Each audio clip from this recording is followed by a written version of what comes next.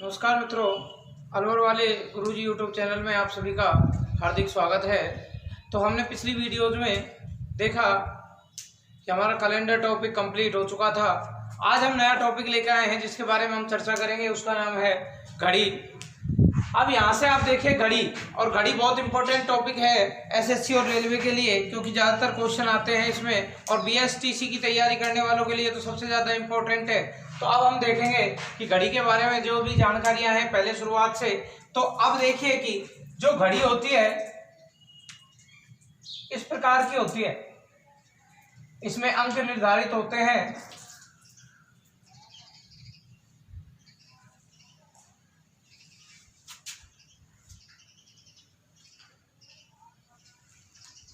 एक से लेकर 12 तक के।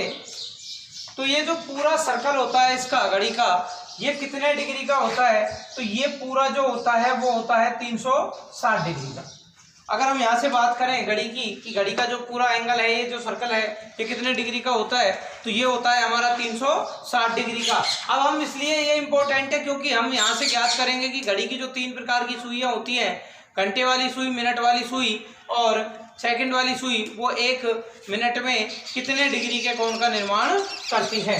तो अब यहाँ से हम तीनों घड़ियों के पहले नाम ज्ञात करेंगे और उसके बाद हम उनके कोण ज्ञात करेंगे। तो जो पहली सबसे इंपॉर्टेंट घड़ी होती है वो होती है घंटे वाली सुई,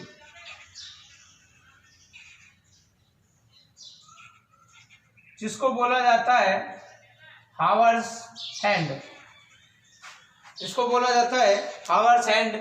हावर्स का मतलब घंटा, और उसके बाद हैंड, इनको घड़ी, जो भी सुइयां होती हैं इनको घड़ी के हाथ बोला जाता है, इसलिए ये इंग्लिश वर्जन इसका होगा हावर्स हैंड। अब दूसरी जो हम बात करते हैं तो वो होती है मिनट वाली सुई। दूसरी की हम बात करें तो वो होती है मिनट वाली सुई, तो इसको हम नाम देंगे मिनट हैंड। और जो तीसरी सुई होती है वो होती है सेकंड वाली सुई, जिसको हम नाम देंगे सेकंड हैंड। तो मित्रों ध्यान रखना कि ये जो 3 प्रकार की सुइयां होती हैं, ये तीनों हमारे लिए इंपॉर्टेंट है, हमारे एग्जाम के लिए काम आने वाली चीजें हैं। तो आपको इनके इंग्लिश वर्जन और हिंदी वर्जन दोनों के नाम याद करने हैं। अब इसके बाद हम आगे बात करते हैं कि मिनट वाली सुई 1 मिनट, घंटे वाली सुई 1 मिनट में कितने डिग्री के कोण का निर्माण करती है।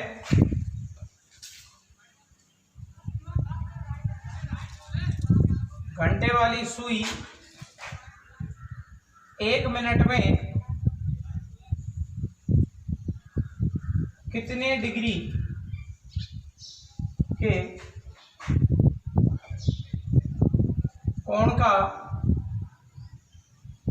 निर्माण करती है। तो मित्रों एक चीज ध्यान रखना कि जो घड़ी का 360 का सर्कल है उसको घड़ी 12 घंटे में कंप्लीट करती है। 1 से लेकर वापस 12 पर आने पर उसको कितना समय लगता है? 12 घंटे का।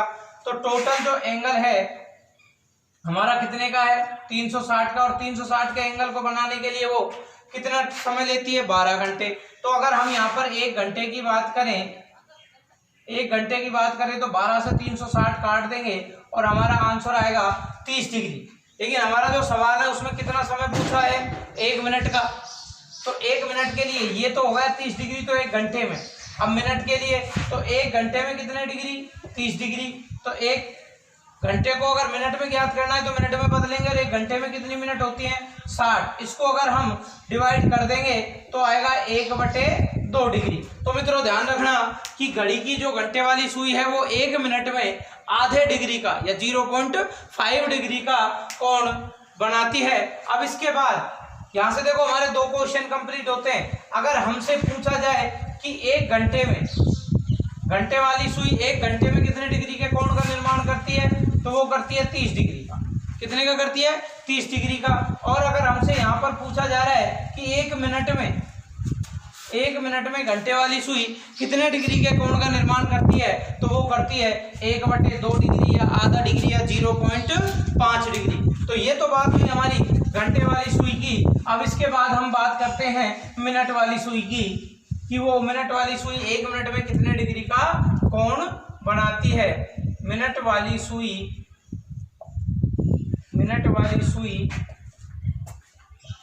1 मिनट में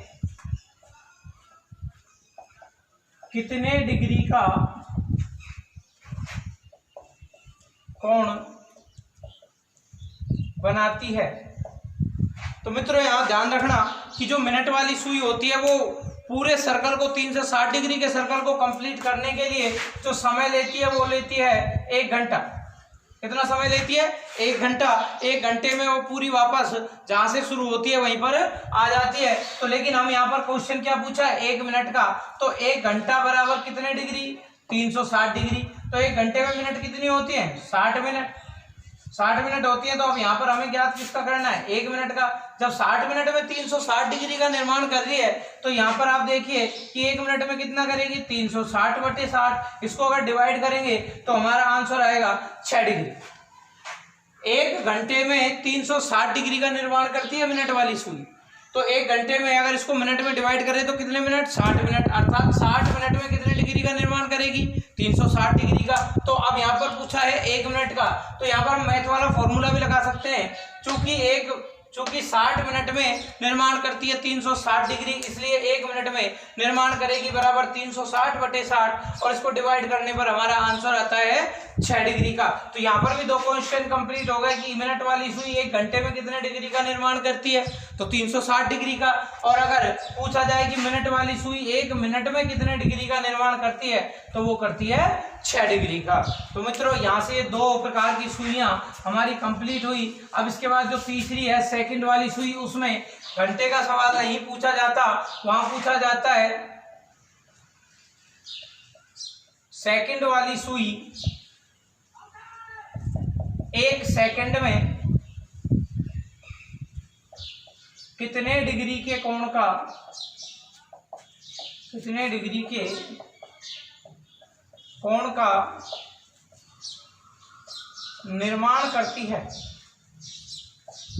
निर्माण करती है। सेकंड वाली सुई 1 सेकंड में कितने डिग्री के कोण का निर्माण करती है। तो यहां से मित्रों आप देखिए कि जो सेकंड वाली सुई होती है वो पूरा 360 का सर्कल 1 मिनट में कंप्लीट कर लेती है।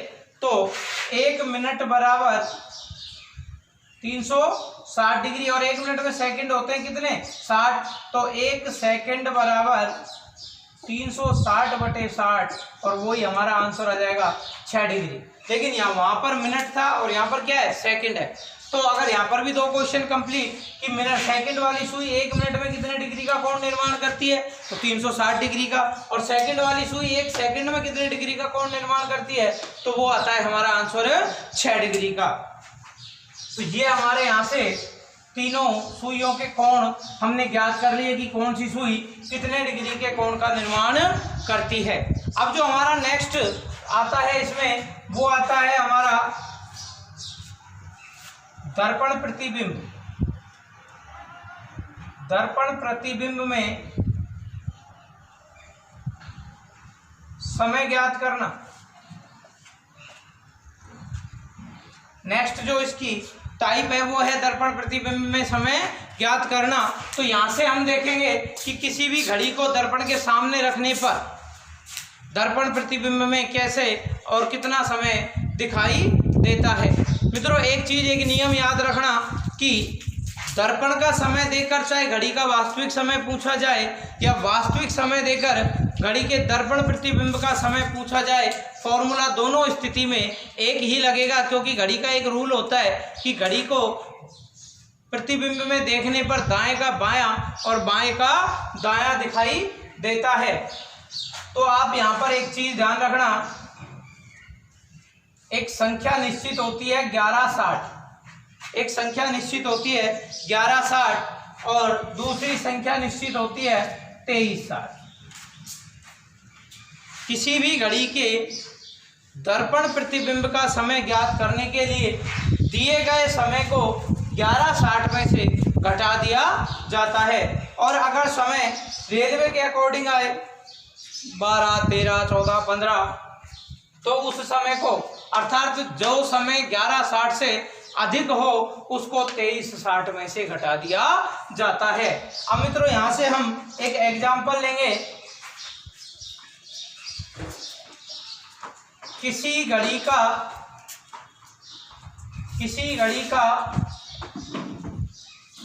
वास्तविक समय 8:55 है। किसी घड़ी का वास्तविक समय 8:55 है। उसे दर्पण प्रतिबिंब में देखने पर क्या समय दिखाई देगा। तो मित्रों मैंने कहा था चाहे वास्तविक समय देकर दर्पण का पूछे, चाहे दर्पण का समय देकर वास्तविक समय पूछे, उसको डायरेक्ट 11:60 में से घटाना है। तो 11:60 समय क्या दे रखा है 8:55, तो 60 में से 55 गए तो कितने बच गए 5, और 11 में से 8 गए तो 3। तो उस घड़ी का जिस घड़ी का वास्तविक समय 8:55 है, उसको अगर हम दर्पण प्रतिबिंब में देखते हैं तो हमें 3:05 का समय दिखाई देता है। अब यहां से हम आगे बात करते हैं नेक्स्ट एग्जाम्पल की।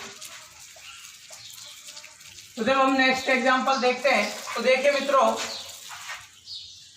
यहां से अब जैसे हमने ले लिया वास्तविक समय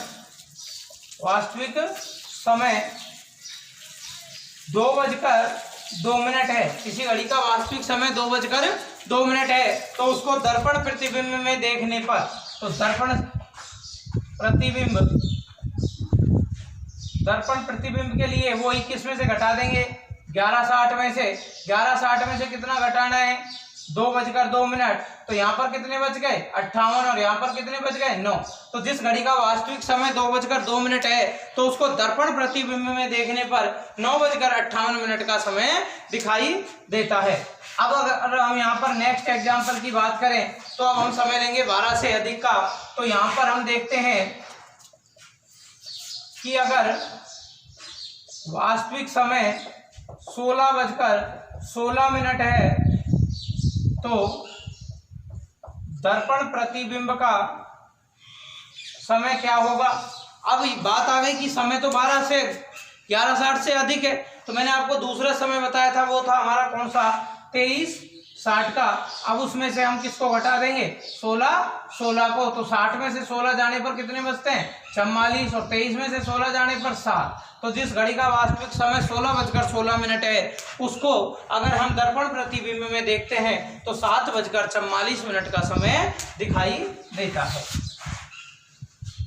अब देखो मित्रों, आपको एग्जाम में कुछ इस प्रकार के सवाल देखने को मिल सकते हैं कि एक घड़ी जिसका वास्तविक समय XYZ है, उसको 50,000 दर्पणों में देखने पर, देखने पर अंतिम दर्पण में क्या समय दिखाई देगा। तुम्हारे खोपड़ी खराब कि 50,000 दर्पणों में हम कैसे ज्ञात करें, एक एक का निकालेंगे तो पेपर ही हमारा खत्म हो जाएगा एक क्वेश्चन में। कोई टेंशन लेने की लोड नहीं है। तो आपको यहाँ पे क्या करना है कि आपको 2 चीजें याद रखनी है जो हम बचपन से पढ़ते आ रहे हैं, सम संख्या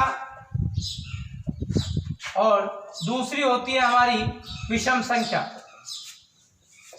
सम संख्या और विषम संख्या। तो मित्रों, सम संख्या कौन सी होती है, वह संख्या जिसमें 2 का पूरा भाग चला जाता है वह सम संख्या कहलाती है।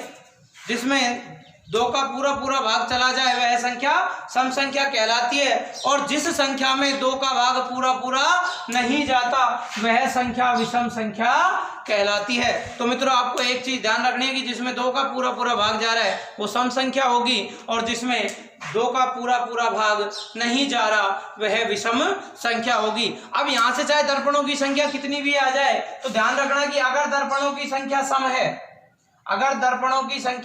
सम है, तो उत्तर में वास्तविक समय ही आएगा। जो क्वेश्चन में, जो प्रश्न में समय दे रखा है वही हमारा उत्तर होगा, क्योंकि दर्पण का एक नियम होता है कि प्रत्येक दूसरे दर्पण में वास्तविक स्थिति ही दिखाई देती है। क्योंकि अगर मैं किसी दर्पण के सामने खड़ा हूं तो मेरा दाएं का बाएं और बाएं का दायां हो जाएगा। अब उस दर्पण को दूसरे दर्पण में देखने पर, क्योंकि रिफ्लेक्शन वही पड़ता है दर्पण का, जो प्रतिबिंब का दर्पण पे पड़ रहा है, दर्पण के प्रतिबिंब का नेक्स्ट दर्पण पर पड़ेगा। तो अब उस दर्पण वाले प्रतिबिंब का दूसरे दर्पण में जो बायां था वो दायां हो जाएगा और जो दायां था वो बायां हो जाएगा। तो प्रत्येक दूसरे दर्पण में वास्तविक स्थिति प्राप्त होती है। इसलिए सम संख्या अगर है दर्पणों की तो जो वास्तविक समय है वही हमारा उत्तर होगा। और अगर दर्पणों की संख्या विषम है, और यदि दर्पणों की संख्या विषम है तो हमें जो समय दिया गया है उसको वही 1160 या 2360 में से घटाकर हमारा आंसर प्राप्त कर लेंगे। तो अभी मैंने आपको जो एग्जाम्पल बोला था कि किसी घड़ी का वास्तविक समय 10:10 है, किसी घड़ी का वास्तविक समय 10:10 है, किसी घड़ी का वास्तविक समय 10:10 है और दर्पणों की संख्या है 5070। अगर दर्पणों की संख्या कितनी है 5070, तो अंतिम दर्पण में कौन सा समय दिखाई देगा? तो अंतिम दर्पण कौन सा है भाई हमारा 500,070वां। तो आपको बड़ी संख्या में भाग नहीं देना, सिर्फ आपको अंतिम दो अंकों में 2 का भाग देके चेक कर लेना है कि ये संख्या सम है या विषम है। तो अंतिम 2 अंकों में भाग दे रहे हैं, 70 में पूरा जा रहा है, अर्थात दर्पणों की संख्या कैसी है? सम। तो सम संख्या में जो हमारा वास्तविक स्थिति है वही हमारा उत्तर होगा। तो अब हमारा उत्तर क्या आ जाएगा 10:10, क्योंकि प्रत्येक दूसरे दर्पण में वास्तविक स्थिति दिखाई देती है। तो ये तो हो गया इस प्रकार का सवाल। अब हम देखते हैं विषम अगर दर्पणों की संख्या हो तो कैसे ज्ञात करेंगे। तो हम यहाँ पर देखते हैं कि किसी घड़ी का वास्तविक समय 3:36 है, किसी घड़ी का वास्तविक समय 3:36 है और दर्पणों की संख्या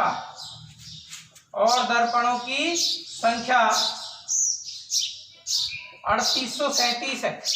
और यदि दर्पणों की संख्या 3837 है तो अंतिम दर्पण में क्या समय दिखाई देगा? तो अंतिम 2 अंकों में 2 का भाग दे लेंगे, भाग नहीं जा रहा। तो दर्पणों की संख्या कैसी है? विषम। और जब दर्पणों की संख्या विषम होती है तो हमारा फॉर्मूला हमारे पास है ही, दिए गए समय को 1160 या 2360 में से घटा देंगे। तो 1160 में से 336 को घटाने पर यहाँ बच जाते हैं 24 और यहाँ बच जाते हैं 8। तो जिस घड़ी का वास्तविक समय 3:56 है उसको 3837वें दर्पण में देखने पर अंतिम दर्पण में 8:24 का समय दिखाई देगा। तो मित्रों ये हो गई हमारे दर्पण प्रतिबिंब की बात। आगे की चर्चा हम नेक्स्ट वीडियो में करेंगे। आप सभी से विनम्र निवेदन है कि आपका रेस्पॉन्स कुछ हल्का रह रहा है, तो इसलिए ज़्यादा से ज़्यादा चैनल को लाइक शेयर और सब्सक्राइब करें, जिससे अच्छी वीडियोज़ आपको प्राप्त हो सकें। और मित्रों एक चीज़ मैं आपसे कहना चाहता हूँ कि आप अगर इस संशय में बैठे हों कि 2020 और 21 जून तक कोई एग्ज़ाम नहीं होगी, तो मैं एक चीज़ बता दूं कि जैसे ही लॉकडाउन हटेगा, लॉकडाउन हटने के तुरंत 3 महीने के अंदर जितनी भी वैकेंसियों के फॉर्म भरे जा चुके हैं उन सब की एग्ज़ाम निश्चित रूप से हो जाएगी। तो आप पढ़ाई से बिल्कुल दूर ना रहें। लॉकडाउन में जब आप घर हैं तो हमारे द्वारा भेजी जा रही वीडियो का पूरा लाभ उठाएं। धन्यवाद।